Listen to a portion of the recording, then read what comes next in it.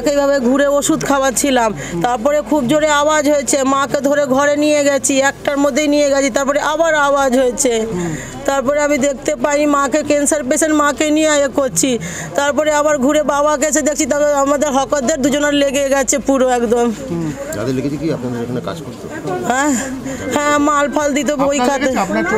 না, আমার চোট লাগেনি, আমি মাকে নিয়ে ফট করে একটার মধ্যেই পালিয়ে গেছি।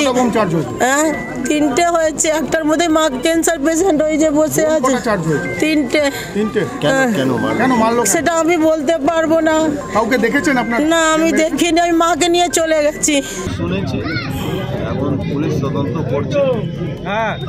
আমার মনে হচ্ছে যারা করেছে নিশ্চয়ই ধরা পড়বে। আমাদের পুলিশ কমিশন অনেক সক্ষম ব্যক্তি, উনি ঠিক ধরে নেবেন, কোনো অপরাধী বাঁচতে পারে। দেখুন, বোম পড়লে, একটা বোম পড়লে, বাজি ফুটলেই মানুষ আতঙ্কিত হয়। সেখানে 3টে বোম পড়েছে এবং 2জন ক্ষতিগ্রস্ত হয়েছে। সেখানে তো আতঙ্কিত প্রত্যেকটা মানুষই হবে না। এলাকা পুরো মানে চাঞ্চল্যকর হয়ে উঠেছে, এটা তো অবশ্যই। কিন্তু এটা তো হওয়ার কথা না। সেখানে এটা তো আসা আনএক্সপেক্টেড না। সেখানে খুবই, আমাদের কাছে খুবই এটা দুঃখজনক ঘটনা বলে মনে হচ্ছে। পাশে একটা গান্ধী স্কুল, ছোট ছোট বাচ্চারা এখানে পড়াশোনা করে, যেহেতু আজকে রবিবার, স্কুলটা বন্ধ।